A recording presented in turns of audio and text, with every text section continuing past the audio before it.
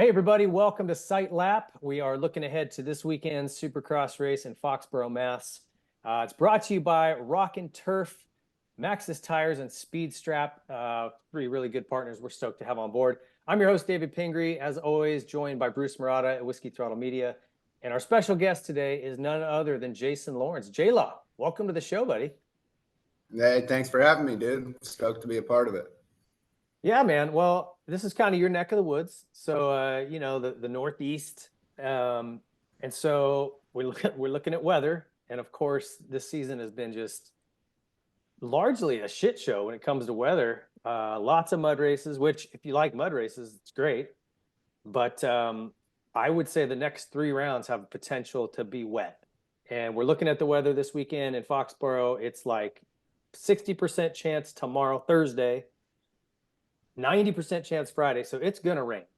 They'll probably have it built and covered, I would imagine. And then Saturday right now shows a 25% chance, but really just partly cloudy, maybe some sprinkles here and there. So we may get lucky, but there's going to be, even when they cover it, you know how it goes. The water rolls down into the transitions. And even if the surface is hard and good, it's going to have ruts in between all the jumps. The start straight will probably be muddy. You know, that's just how it goes. So, but you were saying, Jason, you kind of looked back and said, when this dirt's dry, it sucks. Yeah, I mean, as far as being a technical track, you're not going to get it if this is dry. If you looked at, say, 2022, when they raced here, it had no rain at all, and the track looked simple, by, comparing it to the other tracks. But this track is one of them that when you look at the calendar at the beginning of the year, you think, man, this one's probably going to be affected by weather, no doubt. You think that probably for 3 or 4 races throughout the year, but then we've already had that 4 races affected by weather, like 6 races in. So, I mean, it's crazy we're still dealing with that, but I think that, we're not the only people that see the weather. So I think the track guys will have it handled. And I think the fact that there's not going to be a good chance of rain on Saturday is huge because the track will be good. I mean, you look at the Seattle track and how good that was. This should be way better than that. And it should be a technical track. Like maybe back when it was Marv and Tomac, when they had that battle, came down to the last lap, how the track was that day, I'd imagine it would be something just like that. It's like deep and rutted. The corners get real sharp because you got to come in so sharp and come out so sharp. Yeah. I think that's a good track, and I think it's a good track for Webb, a real good track for Webb, or even like any of the guys that came from the European, probably like Vialle. I think that's also like Musquin, why he was so good at that. When those guys have the track that tightens up so much like that, it like mimics a European track. Like those little tight arena crosses, it's so narrow and like so sharp. Mm-hmm. Well, when they got to come in on tracks so developed, they like all seem to shine. So I think those dudes will do good, but I think it's not a hindrance for Jet, but I don't think this is where Jet really is going to shine. I definitely don't think it plays into his strengths. I think if the track's normal, he's got an advantage on everybody, but in those conditions, you're right. I think maybe AP is strong, Webb is strong, like Eli's strong. So for racing, it might be great. And it's awesome that there's not really calling for rain on Saturday. So fans that are showing up aren't going to be getting pissed on all day long. So that's nice. Yeah. No ponchos for this weekend. Yeah. Well, especially because they don't let umbrellas into the stadiums, like I learned that the hard way at San Diego, which makes sense. I guess you're blocking everybody, but I'm like, so wait, I got to sit in this rain for 5 hours with no umbrella. Hey, like, yes, Jason, were you a fan of mud races?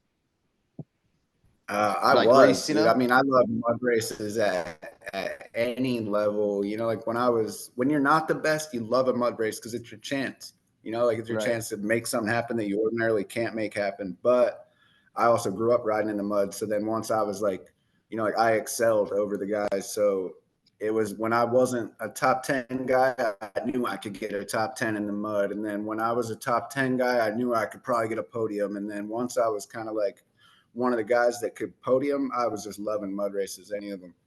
The mud practices in the outdoors, I'd shine in that. If it was like a muddy first or second practice, I could get a good lap. Yeah, I always remember you just doing good no matter what the conditions were, So yeah, you East Coast guys are good in the mud. I grew up in Arizona racing, and there is no such thing as mud. Like, so I sucked. I always sucked in the mud, dude. Terrible. Like, what would you say Jet grew up riding? Like like we know that by guys where they grew up in the U.S. Like Anderson, you would assume like, hey, yeah, he's good on hard pack. Guys like Webb, you're like, hey, he's from back east. He's good at this. Hampshire, you're like, he's gonna be good in the sand. What is the Australian, or what I is Jet's pack? It's so different that like, what does he shine on? I don't I think he think that shines on this kind of track, not rough like 2022. Even though he got beat here in 2022, that track, if it was like that this weekend, I don't think anyone's going to be close to him. Smooth and like. Yeah, I think that the thing that helped Jet, I don't know about the Australian tracks. I would just be guessing. I know they do have some sand, they do have some hard pack. I don't know how much they get mud races, but remember, he went to Europe for a few seasons while Hunter was Yeah. racing, and he was doing like the EMX or whatever the amateur thing was.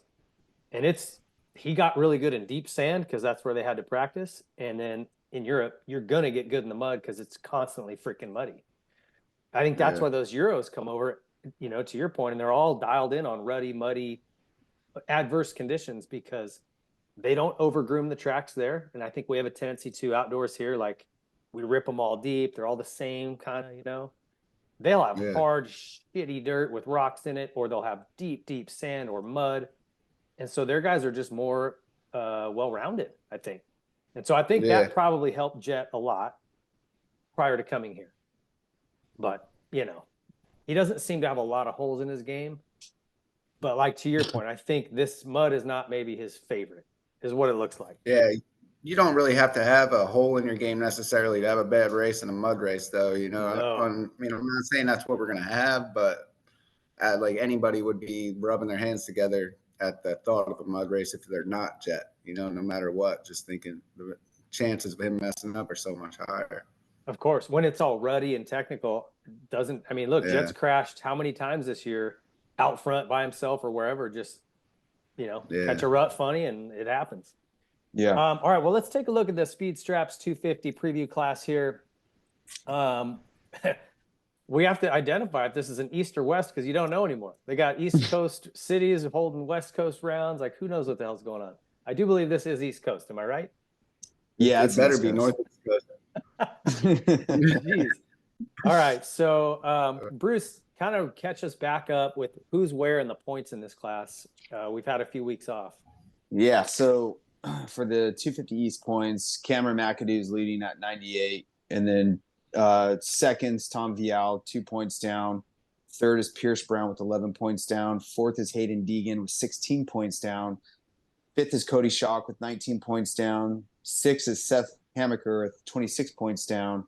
Seventh is Daxon Bennick with 27 points down. Eighth, Max Anstine, 36 points down, which still trips me out that at one point he was the points leader this year. Ninth, Chance Hymas at 38 down, and then 10th is Jalik Swoll with 40. Okay, so let me start with this question. Do you guys think Hayden Deegan's out of this? 16 points down. What do we got? 3 rounds left to run. Two of them being actually East-West shootouts. Well, it's for how this season's been going so far. It's all over the place if you want my opinion. For all we know, Cameron could finish a ninth and Max Anstine could win a race again. I don't know. Yeah, I think you're right. I think the big kicker here are going to be these East-West showdowns because if he can go out and get a win at, let's say, both of those events, right? It's Vegas and Tennessee, if I've got that right. Mm-hmm. You could have McAdoo easily get a 5th or 6th. You know what I mean? Like, easily. And then all of a sudden, you're talking about a pretty good point swing. Now you're talking about that's 12 points just on those two alone. I don't know. What do you think, Jason? I think Tom Vialle is kind of a savage when it comes to the championship thing. Like, did you see how he was with Geertz the last year he raced in the MXGP championship? And when it came down to it and he really knew who his competition was, it was like he has like another level. And he was like, he's ferocious too, if you know what I mean. Like, he's not a big dude, but I became a fan of how he rode just from that. Like, you'd have to check it out, like some highlights if you haven't seen it, but he goes for the takeouts. He does all that. And I think now that he knows McAdoo's his guy, I think he probably will ride a little different, and I think it'll be real easy to see both those dudes maybe on the ground and really benefit someone like Hayden or the dudes, like Smith, whoever it is right outside there to get in on the championship. Or it could just go, he could bully his way, but I see him like kind of like turning a corner on how you see him approach the race now that he's really in the championship and knows who he's going to race against. That's interesting because you're right. It was kind of the last round, Cameron obviously got the win in the points lead and it hurt Vialle. But prior to that, like Daytona and the round afterwards, Alabama, I believe, Vialle kind of was like looking like he was the man. And you're right. Now it's kind of come down to a two-man race where he's got a target on McAdoo's back, and maybe it will change the way he approaches it. You're right. This is a two-time world champion. Dude knows how to get it done. You know what I'm saying? Yeah. And he's figured Supercross out. I think the one thing that still hinders him is whoops. That's where he crashed at the Triple Crown. Like, if the whoops are a regular set of whoops, it's still his Achilles heel. Cameron will eat him up. Yeah, but there's no more whoops anymore. Yeah, well, that's a good point. Although you said there's whoops. He's getting better at the whoops all the time, like at a rapid rate, probably more so than you could say McAdoo's getting better at anything else. So that's not really playing in his favor either. So yeah, Tom Vialle did crash in the one race in the whoops, but you figure he's probably going to be better in the whoops, and the whoops aren't getting any harder. So I don't know. I mean, he kind of like mentally won the championship overseas against Iago Geerts. Like he like broke him. I felt like, not even talking shit on him. It was just like he was serious about it. It was like a 2-horse race, and Geerts kind of had it, and he would just run it in on him, beat him, and it seemed like, man, you don't want to be racing against that guy in a championship type thing. That's why I was stoked when he came over here. So now's his chance, I guess, kind of to show you. All right. Well, you were saying that this weekend there's actually, at least according to the track map, there's like a set of whoops that's pretty long. And they were talking about. Yeah, there is. But I was thinking, do you think that's probably because they created the track maps before they created this new 9 whoop thing? You think that's all it is? I don't know. We'll have to see. The track looks great. I think that's all it is that they didn't update the track maps yet because, they're all put out way early. That's true. But after that, the track is technical. Like it does like a whole section after that. It was like you cross the start like 3 times just looks like a section where you could really be fast, and if it's rutted, you could make up a lot of time. Even though all the jumps are on the rest of the track, it's going to be like, seems like something that would either really favor Jet or I'll name the 2 best guys or Cooper, depending on more so how the track develops, if it develops. But if the track's going to be like 2022, you can't go around it any faster than Jet Lawrence can go around it when the conditions are like that. So it's got to be broke down, or else the track's not going to be that interesting. But if it's rutted up, it's going to be good. Okay, so let's talk about this 250 class here before we bump up. Who do you so you're on the Vialle train here. You think he's going to come in and start asserting his dominance with these last few rounds? I mean, I think he could. I don't know how it's going to work for him, but I think that's how he's going to come into it. I mean, I think at least judging from the past, and when he did that in the past, he won. So I don't think the dude is bummed on how he did it. So I'm sure he'd do the same thing. And I don't know. I think it might open the door, though, just as much, because he could end up on the ground just as easy as anything. And then that's the way you can gain chunks of points if you're Hayden Deegan or someone. I would love to see it be Hayden and Vialle. Like it seems like they would be just at each other's throat for a championship. Those dudes would be good. Yeah, McAdoo's too happy already. I want to see what happens because McAdoo and Vialle are thinking title, right? They're like focused on the championship. Smith, Deegan, all the rest of the guys, they're pretty much out of the points. They got to go out and just try to win races. And Smith's capable of doing it. Thrasher's capable of doing it. Well, Well, you're and Smith is West Coast. Sorry, it's Deegan, okay. Pierce Brown is who I was trying to say. There's 4 or 5 guys that can win. They're out of the championship, but they can still go in and try to steal a win out of this series, which they need to. So that's what I'm saying. You got McAdoo and Vialle focused on each other, and these other guys are like, screw you guys, I want to win this race. So I think that could make for a cool dynamic. I see Deegan winning this race. I think he's healed up after being banged up early in the season. He's posted a few video clips of him riding, and he looks like he looked at the end of last year, just really aggressive, really sharp. And I think he's been riding hurt the first part of this series. I think he got rattled. That first crash at the opener threw him off. I feel like he's refocused, and he's going to come in and go, I'm going to at least win out. I might not win this title, but I'm going to win some freaking races. So then that puts McAdoo and Vialle in a weird place where they got to play smart, knowing he's not really in the title fight. If they don't make big mistakes, they just need to worry about one another. I don't know. What do you think, Bruce? Dude, I'm going with what Jason, dude. I think Vialle's got a lot of. I mean, I think he's got a lot of momentum right now, and he's a good starter too. So, yeah, I don't know. I'm going with Vialle, and then I'm kind of just between McAdoo and Deegan for second or third. But I don't know. I just think I think Vialle is on fire right now, dude, and I think he's. With him only being 2 points down, I think he's going to make some stuff happen this weekend. I really do. So, all right. Well, if you're putting money down, it sounds like Vialle. I'm outvoted here.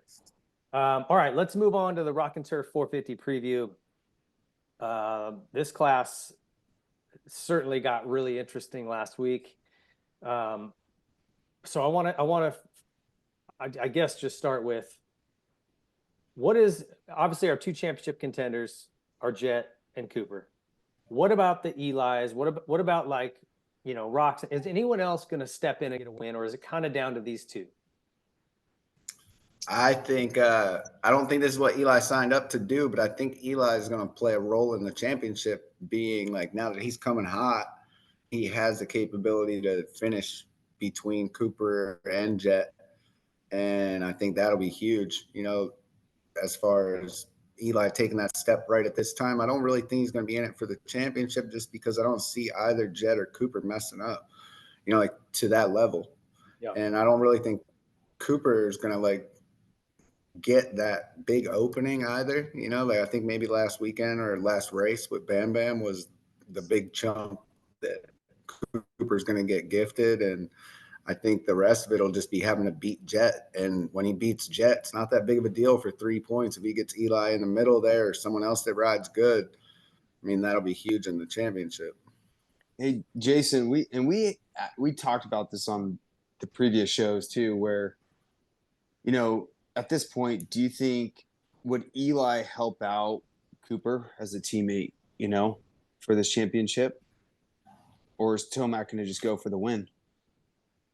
I think he will. I don't think he'll go out there and be riding for Cooper in a sense, but I think when the situation comes up and he sees and he knows he's behind him, I mean, that's going to just make it any little bit easier that Eli Tomac's going to make it on you to make a pass is huge. You know what I mean? And it's I don't think you're going to see Eli be like a pullover type guy and let you get the spot, but I think Eli has what it takes to ride hard enough to beat Jet or to put Jet in a position where Jet has to ride over his head and could crash. They'll have big implications. And I think a big thing about it, why I favor Cooper in the championship, is because Jet's never really been through it. Cooper knows in his head, man, whenever I won my championship, I was shaking, when he won his 450 championship. So he knows that's what Jet's dealing with no matter what, so you got the mentally tough Cooper Webb, and then you give him that knowledge that he knows for sure Jet's shaking in his boots, no matter what he wants to put on and act like. So then you got Cooper, he's, it's like a bully now. He's going to come out and he's really going to bully him. I think it's going to get tough for Jet, honestly, to have Cooper this close in the championship. I'd say Cooper's got to be the favorite. And then the fact that Eli steps it up and shows that now he can finish between them, that was horrible for Jet to see. Yeah. He don't want that. That would be essentially Hunter coming out and beating Cooper. You'd be like, oh, crap, look at that. That's a big deal. It's not his brother, but it's his teammate, and it's going to have the same amount of points impact. So it's a big deal. Man, that's I'm with Jason on that one, Ping. I've said that before too. Let me ask you guys this, because I didn't ever really think this through until you just said that. But every championship Jets won, it's been by a pretty good points margin. Like he's had cushion. I think the only thing that you could say where he had pressure was the SMX championship where he beat Roxon and he had to beat him in those motos, right? And he did. But his outdoor championship, his 250 championships, he kind of won them going away. He's never had this scenario where you got Cooper Webb up your ass, you know what I mean? And like pushing you. Yeah. And I'm surprised we haven't seen Cooper doing the mind games, whether it's the finger guns or it's the, I think you're you going know, to see him. you I do? think you'll see him. And I mean, it's a huge thing to think about that. Like when you're on the starting line and you're like, man, I'm nervous. You're not thinking I'm nervous, but so is the other guy. At least I wasn't, you know. But if the other guy would say to you, like, hey, dude, I'm nervous too, you'd probably be like, oh, you wouldn't be as nervous, you know, or you'd feel like, oh, well, I'm going to take advantage of that. Well, no matter what Jet says or acts like, dude, he's nervous. And Cooper knows it from personal experience. He's not assuming it. Cooper's been on the verge of winning his first championship, and he was probably shitting himself. And whether he's ever told you that, he knows it, you know, so he knows that Jet is shitting himself. So to come up there and poke him, he knows it's time to do it. And I honestly think Cooper will do it, but he likes the fact that he kind of right now can do it on the track, you know, like, Yeah. I mean, he doesn't really have to totally tease him because, I mean, I don't know. He doesn't really have to right now because he's a badass on the track. Thing I always tell people too, Cooper Webb is like the silent J-Law, dude. You know, with these mind games. Because Jason, you were, let's be honest, you didn't care, dude. You just told him how it was right there, you know? Where Cooper's kind of like just a little silent, you know? He'll say little things under his breath a little bit, but Yeah. So, Well, and you would play a lot of those games too, Jason. Like, I remember one race. I don't remember what it was. I think it was when you were racing Dungy for that title, and we were like banging on the doghouse where he was on the other side. Yeah. So, like, for sure. you know, you played a lot of those games, and man, it worked. Yeah, I mean, I think Coop does similar things to that, dude. I mean, I've seen him do some real similar things on video clips and stuff like that, and I like it. You know, like I really dig it. I like Cooper's style because he's a smaller dude and he's so like feisty. You know what I mean? He's kind of like how Vialle is on the bike, but Cooper seems like he'll want to like take you in the tunnel too and put you in a headlock. You know, it's like he's a good dude for the sport. All right, so Bruce, take us through the points in this class. All right, so you got Jet Lawrence leading at 244 points. Cooper Webb second, only 8 points down now, so he's getting close. Third, Chase Sexton, 20 points down. Fourth is Eli Tomac at 29 points down. Fifth is Ken Roxon, 42 points down. Sixth, Aaron Plessinger, 46 points down. Seventh is Jason Anderson, 56 points down. Eighth, Justin Cooper, 97 points down. Ninth, Justin Barsh at 106 down. And then 10th, Hunter Lawrence at 111. Now, one guy that's going to stand out, or one guy that I put that possibly could surprise me this weekend is, or could be a surprise, let's say, is Justin Cooper. Okay. He's had some great rides. It's like he can't quite close it out, but he's had some races in that Triple Crown, especially the last one. I thought he was going to be on the box. I mean, he's riding great. Good starts, fast. He just making little mistakes and doesn't have the experience. He's racing against a class full of champions, you know, like it's tough. Yeah. I want to mention something here. So it's really a two-man race looking at this. I don't see Jet and Webb dropping 20 points to put Chase back in this. Maybe one of them cartwheels and goes out, not both of them, right?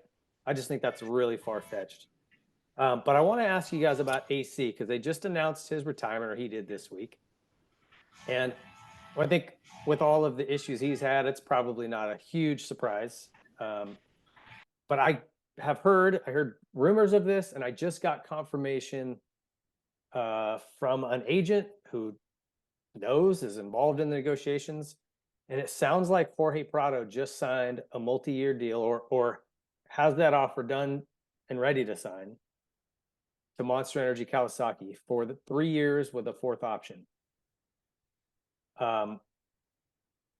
I want to know from both of you guys if that happens, and it's no surprise. Like he wants to come here. He came over and did well. He's an outdoor specialist with very little Supercross. He was like inside the top 10. That's pretty impressive. And I think you give him a season to prepare and come over. I don't think he wins Supercross right away, but I think he starts winning outdoors right away or pushing for wins. And by year 2, I think he's going to be the only guy potentially that can give Jet any kind of fits. Cooper's about to retire. Eli's about to retire. Chase will be around. I take that back. Chase Sexton will be in that mix. But look at all the guys. Anderson, all these guys are like, maybe they eke out another season, maybe, but they're about done. And so when you start looking at 2, 3 years, 4 years from now, it's going to be Jet, it's going to be Chase Sexton, and it's going to be Jorge Prado. And then by 25, let's say, if Levi Kitchen wins this title, he'll be on that factory team. So it would be Kitchen and Prado. And that's a pretty damn strong factory Cowie team. So anyway, thoughts on that? And do you think Prado's got it under the hood to take it to Jet? Dude, I was surprised when I saw the Prado news that he signed Kawasaki, first of all, right? Because it seemed like his gas thing was so hunky-dory. He was loving it. They let him ride over here. Now he's going to come over and ride for Troy Lee, was my assumption. Then I see the Kawasaki news. I'm like, oh, that was weird, but cool. That's a better idea for him. And then I saw that now he's coming to America with the Kawasaki thing. I thought that meant he was staying MXGP on Kawasaki. I find that weird that I kind of thought like he came over here and he did a test ride for his American experience and he liked it. Now, why go and change half of the thing? Like I thought that he meant he liked the setup coming and riding for Troy Lee gas. I thought that was odd. Well, think about Cowie though. They need a guy, right? Like AC is retiring. Yeah, they do. Anderson's about to retire. From what I understand, it's like truckloads of money. It's a huge offer. Cowie needs a guy that can win. And really? Who are you going to get? I mean, I don't know. It's hard for me to like. I mean, we've only seen him race Supercross 4 rounds. Yeah. I mean, he did good, but 4 years that he's comfortable on. It's like who's to say he's even going to be that same rider on an aluminum frame bike? That's a big change to make, and then come over here and assume it's still going to be that good. Some growing pains with that, wouldn't you think? It's hard to say. All I can tell you is, I mean, you watch the GPs, it sounds like. Have you seen what he's doing to that field over there? Those guys aren't slow. Yeah. And he's he kills it. Yeah.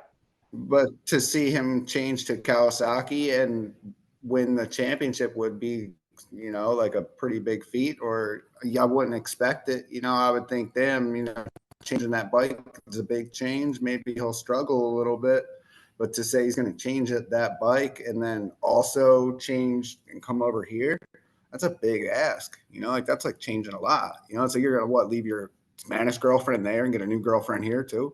It's going to be a lot of changes. She's pretty. You're going to want to keep her. She's very pretty. Yeah. I think there's something to that for sure. But that dude's a good rider. Like he'll figure that bike out. I don't think he's coming over in 25 and going to win. I'm not saying that, but I think by 26, look out. That's my opinion. Ping 2025 outdoors. I do feel like he could win that though. He can win that. I agree. I still think I would probably say Jet or Chase just because they know all the tracks. He's going to have to go through that whole season of figuring the tracks out. Dude, I wouldn't put my money on anybody to win their first year over here. No way. No. I don't care how good you are. It's just like, you're not going to go over there and win your first year either. Like Hurlings can come over here and win a race, but it's like, who's to say he'd be able to do it our whole year? The formats are so much different. Yeah. I don't know. Well, it'll be something to watch as we start to see like some of these guys, these older guys, call it quits. We're going to be looking for someone who can compete with Jet. So, all right. You like Cooper Webb, Jason. That's what you're saying. Both of you guys. You think if right now you had to put cash on the table, you're a Cooper Webb guy. Yep. Oh, yeah. Yep. Cooper Webb could be like anywhere within 20 points or really 25 points right now. And I would be like, oh, okay. I'm still going with Webb. And the fact that it's 8 points, he could just win out and literally just win the races. Dude, I think he's got it here, bud. He's got a fast teammate. You mentioned Justin Cooper. That's another one, like another good Yeah. starter. Dude, he's up there.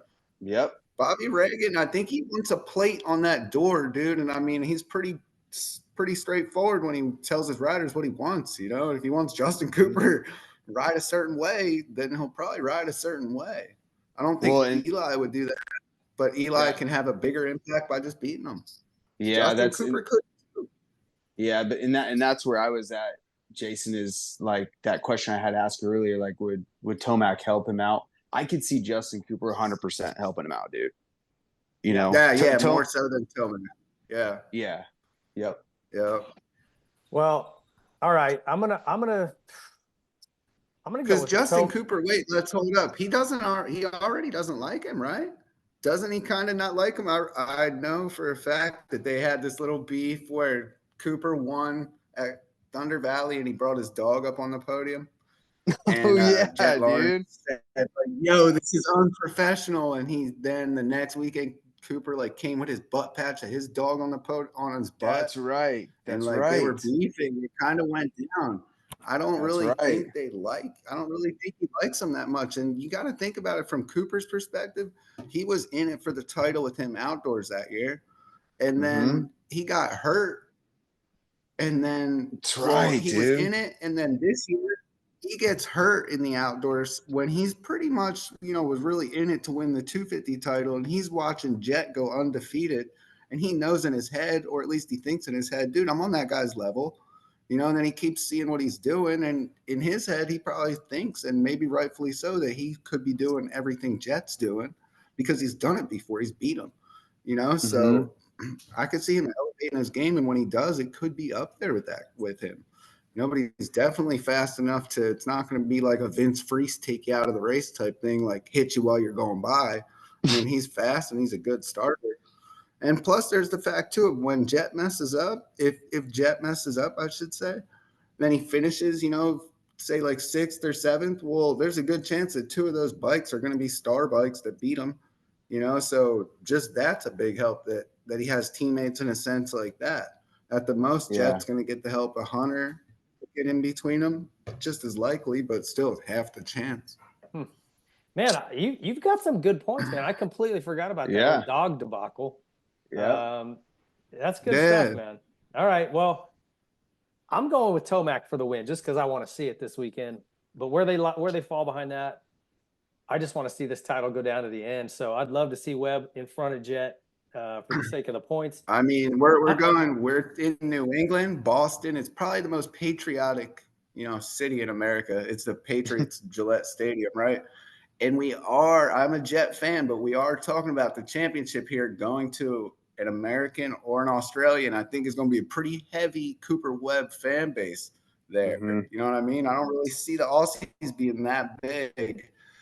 And then we're going to stay in the Northeast again. I think that rallies Webb up. I know it rallies Webb up. And I think that's going to get him in the zone. And, I think he's going to play the mind games if he has to, but he knows the biggest mind game is just beating him. So, I don't know. I mean, Webb looks relaxed. He went to a concert, did this and that. I didn't really see the same thing from Jet. So, I don't know, dude. My money is definitely on the American. Cooper Webb, I think he's got 2. Yeah, we know that Jet definitely, or Hunt Cooper, sorry. Cooper gets better in crunch time. Like the more pressure you put on him, he gets stronger. So I don't know. I wasn't feeling as strong about Cooper Webb as you were when we started this conversation. And now, I don't know, man. You got me all spun up. I'll tell you what, I want to just close with this. I also would like to see Chase Sexton figure some things out because he's got the speed to run with either of these guys. It's just, I think that this switch to the new bike, I think he's got some personal stuff going on with the team and with his practice mechanic. And I think that it's not allowing him to get into the right headspace. He'll get there. I think he'll get there. And we're going to see more from him. I just hope he can do it by the end of this series so he can go into the summer kind of with a mindset that he can win again. Well, I think that the fact that what we see with Chase Sexton and that little not decline but the issues you're talking about, that's the same thing that you're going to see with Jorge Prado, I would think. It's the same thing. You're switching manufacturers, switching teams. He was the champ. You're going to switch bikes, and you got to only expect what's happening with Sexton. It's exceptional if you don't have those troubles. So for Jorge Prado, I would expect it, just like I expect it with Chase, and that's what's happening. But I think for Chase, it's like I wouldn't see it happening as far as getting a big gift. But you never know. You never know what goes on with these guys. So being within a race is – look how Chase got it last year. Shit, what are we saying? He knows it better than anybody. You can get it. It's true. Yep. It's very true. All right, so for this weekend, you guys both going for a Cooper Webb win. That's your pick if you're laying money down. Yeah, I'm going. Bruce, you're going with Cooper Webb this weekend. If we have to make a pick for this weekend, I'd probably even say like Tomac. I'm just saying Cooper Webb for this title, man. Ooh, okay, yeah, definitely for the title. It don't even matter about this race as far as the title goes. Just Cooper being in it. If he beats him and wins this race, that's real bad news for Jet. But for this race, I think maybe I'll go with Eli. But title wise, Cooper. I'm gonna go Webb, Tomac, Jet this weekend. Yep. All right, I'm going Tomac, Webb, Jet. So Yamaha heavy. Not really. Just I want to see Eli get some more wins, and I want to see that championship chase tighten up. We like to just give our picks so the folks out there, if you're doing fantasy or laying some money down on this stuff, you can at least blame us if we get it wrong because we don't care. All right, well, I'll go Tomac, Webb, and then somebody other than Jet. I'll go Sexton. Ooh. All right. It's possible. It's totally possible. Yeah. Hating on Jet. I'm just saying, I'm not hating on Jet. I love this dude's style, but I'm saying for right now, it's like he's got to slow down it's coming off the rails right now, just not even his fault, but it's like, look at the points. Johnny O'Mara, he knows that he's not going to be telling him go out there and it's like stop the bleeding mode, I would assume. So for Jet, I don't think you're going to see the top-notch Jet. And I think if you see a technical track, like you're definitely going to see, if you don't see a mutter, he's not going to be wanting to ride out of his zone and make the mistakes that got him where he's gotten, like the Seattle mistake. Track might be similar. Or even last week, like that could change how he wants to ride in the beginning of the race. Like realizing that, hey, you could get bam-bammed by accident like that, or I don't know if we all agree it was on accident, but that's going to change how he rides a little bit. Could, so you might see a little different Jet. And I think they're going to be advising him to don't go for the gusto right here. This is another one to just get like a third or something like that. And I think that might lead to him, being not up in the front and not riding like himself and could open the door big time, If we see a dry track, I think you're going to see a Jet display though. Like I think you'll see Jet really smoke him just because the track would lend itself to him so much. That's good stuff, man. I really appreciate the feedback, dude. I would say maybe one of the most articulate guests we've had when it comes to 100%. My favorite, that's for sure. All right, well, listen, I want to thank our sponsors one more time here, Rock and Turf. If you guys need artificial grass, hardscape, check out at Rock and Turf on Instagram. Maxxis tires, mountain bike tires, truck tires, if you need them, hit them up. Maxxis.com and also speedstrap.com. Killer tie downs, toe straps. Everybody should have that stuff in their truck, both of those things. So support those guys for supporting us. And a big thank you to Jason Lawrence. Man, that was great. I want to have you back on, man. That was a really good breakdown. And maybe let's bring you back in a few weeks for Riders Meeting. And we can talk about what happened at one of these last few events. Oh, yeah, the Riders Meeting. I could make one of those. I haven't been to many, but I've caught more Riders Meetings. We do attendance. We do roll call. All right, man. Thanks so much, buddy. Right, for Bruce and myself, thank you guys for tuning in, and enjoy the races this weekend. We'll see you guys Monday for Riders Meeting. So long.